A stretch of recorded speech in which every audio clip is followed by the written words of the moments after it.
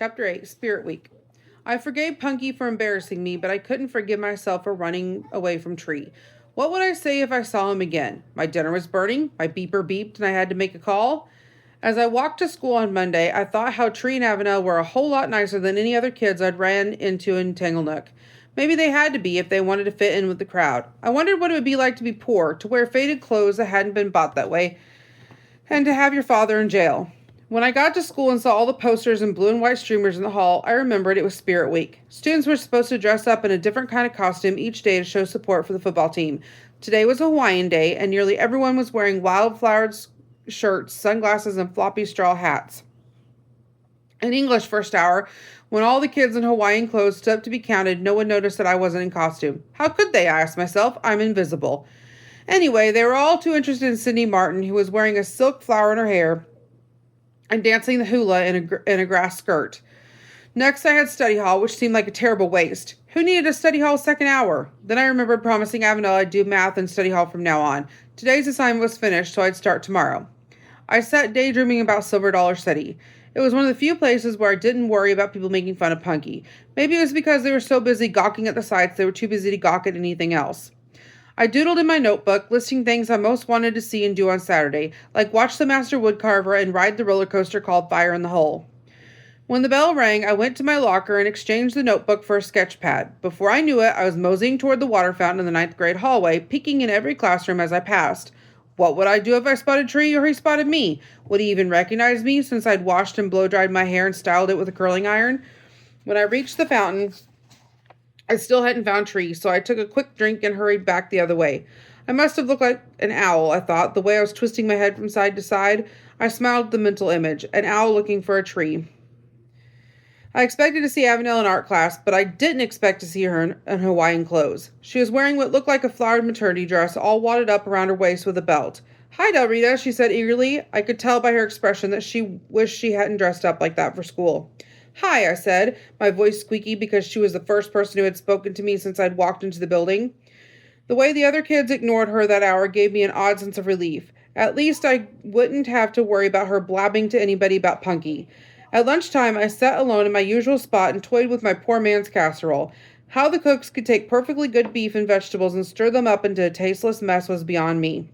I wondered if they had a special training in how to turn school food into glue. "Does it taste as bad as it looks?" asked Avenel, setting her tray down and pulling out a chair across from me. "I don't know. I've been afraid to try it." "I think I'll stick with the jello and the bread and butter," Avenel said as she unwrapped a straw and stuck it in her milk. I felt suddenly bashful, as if she'd know somehow that I'd been in the ninth grade hallway looking for her brother. Concentrating on the casserole, I chased it around in my tray. Avenel broke the silence by saying, "How'd you get the name Del Rita?" Nobody had ever asked me that before, so I hadn't dreamed up a fancy explanation. I decided to tell the truth and hoped she wouldn't laugh like a hyena right here in the cafeteria. "It's a combination of my grandparents' names, Delbert and Margarita." Avenel didn't laugh. She looked thoughtful and said, "That's neat. When I came to this school, it seemed like all the girls had cutesy names spelled with an I. Cindy, Debbie, Tammy, Bobby. So when Miss Morley said I was supposed to share a math book with Del Rita Jensen, I wanted to jump up and holler, hooray!" "My middle name's Jolena, after my other set of grandparents. What's yours?" I asked, realizing too late that I was encouraging this conversation. "Thurston." "Thurston?" "My mom's maiden name." Avenel started giggling and said, "There's not a whole lot we can do with names like ours. You could go by Nellie, Nellie with an I." "Nope, I've been that route. In St. Louis, kids called me Nellie Belly. I even tried Nell, and they called me Nell's Bells." I grinned as she rattled on. "My mom goes for the old-fashioned names. Trezane, Avenel, Randolph, Edward, Gilberta, and Gordon. Even the new baby will be named Chandler or Elmira." Wrinkling her nose, she added, "Aren't those awful?" "There's a city in New York called Elmira." "Don't tell my mom that," said Avenel. In spite of myself, I laughed. "Elmira, New York, Shackelford. That would be a mouthful, all right." Avenel laughed too, but then she looked serious. "Tree is named after our dad, but I think my mom gave all of us important-sounding names so we'd live up to them. You know, make something of ourselves." I thought about the Shackelfords living in that shabby house while they waited for their dad to get out of jail, and instantly I felt sorry for the whole family. Avenel poked at her jello with a spoon and said, "You sure made a hit with my sister. She keeps talking about Velveeta giving her a whistle. It wasn't any big deal." "It was to her. It was something brand new and shiny for a change." She paused a moment before going on. "Since you've seen where we live, you might as well know the rest of the Shackelford saga." I glanced sharply at her. Was she going to tell me that her dad was in jail? We're used to getting old clothes from the welfare office and handouts from the government, but it's not very often that somebody gives us something brand new just to be nice. Even at Christmas time, we get used toys that have been fixed up and painted. I didn't want to hear any more of this depressing story, but I didn't know how to stop her. This was private information, the kind you'd tell only to your best friend, and Avenel and I barely knew each other. Besides that, if she reported all this bad stuff about her own family, what would she report to other people about mine? Avenel's face was so white that her freckles seemed to stand up by themselves, and her fingers were ripping a paper napkin to shreds. Finally, she gave me a weak smile and said, I guess you're wondering why I'm telling you all this. In St. Louis, I was really backward around other people because of certain things. When we moved here, I tried hard to be different, more outgoing. Friday afternoon, when you didn't want to talk, I thought it was because of me. Now I know it was because of that little man who was with you at church. You were trying to hide him, weren't you? No. Yes. Oh, I don't know, I mumbled, staring at the table. Punky is my uncle. He lives with us. He's different. He was funny. On the way home, we laughed about him telling Mom she's fat. He's right, you know. She has to tape a poker chip over her belly button to keep it from poking through her clothes. So they had left a Punky after all. I felt strangely disappointed. Avenel gave a deep sigh. All families have secrets. I guess some of us just have worse secrets than others. Avenel ate lunch with me every day that week, since we had PE fourth hour and lunch right after that. It worked out that we were walking together to the cafeteria anyway. She didn't mention Punky again, so I just let her chatter on and nodded in the appropriate places. She talked mostly about the outfits the kids were wearing to school. Tuesday was pajama day, followed by backward day, movie star day, and opposite sex day. Some of the costumes were downright ridiculous, and it was a relief to go home where everything was normal, where we hid the shampoo and had horn bones behind the TV. By Friday, it was obvious that no one was learning anything in any classes, and the whole school was wound up tight over the big game. At the afternoon pep rally, I was already pinned in on the bleachers when Avenel came into the gym. Wearing Tree's football jersey, which was about 14 sizes too big for her, she looked small and forlorn as she tried to find a seat. The coach introduced the football players, and they lumbered onto the gym floor in makeup and jewelry and pillow-stuffed gowns.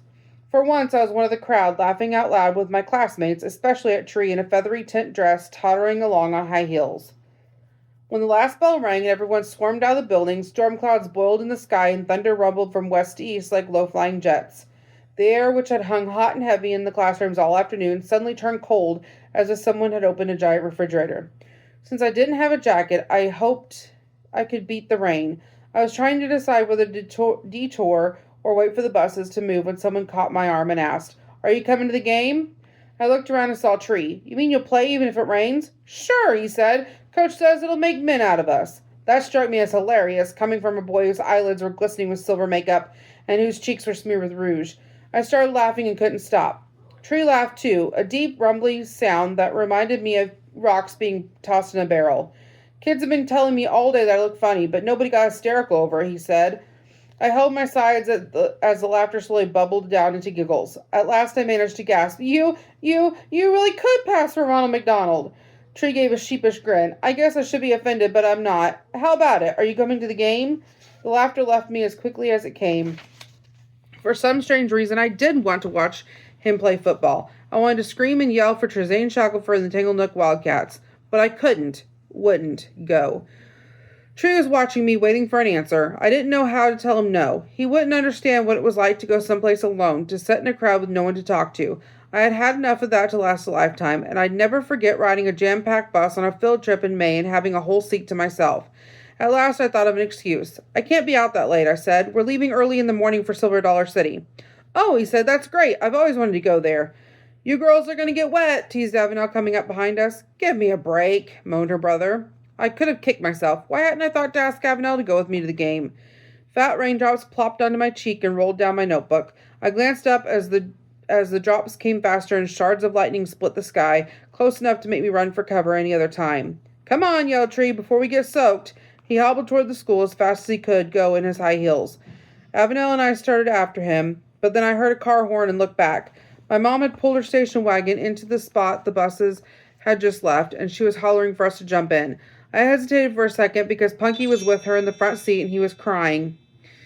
What would Tree and Avenel think of him being scared of the rain? Hurry, Del Rita, Mom called. You other kids too, I'll take you home. Avenel and Tree didn't wait to be asked again. They ran for the car and clambered into the back seat. There was nothing for me to do but crawl in beside Avenel.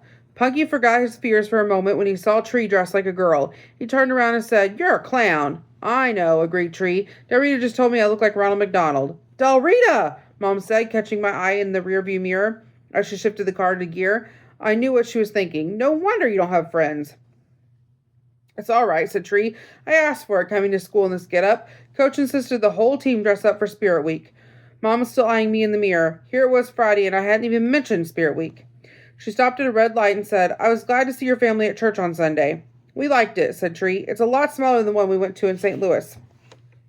The rain started pouring down as the light changed, and Mom turned the windshield wipers on full blast. With big tears rolling down his cheeks, Punky looked back at me and said, "Call the news, DJ. Don't want no rain."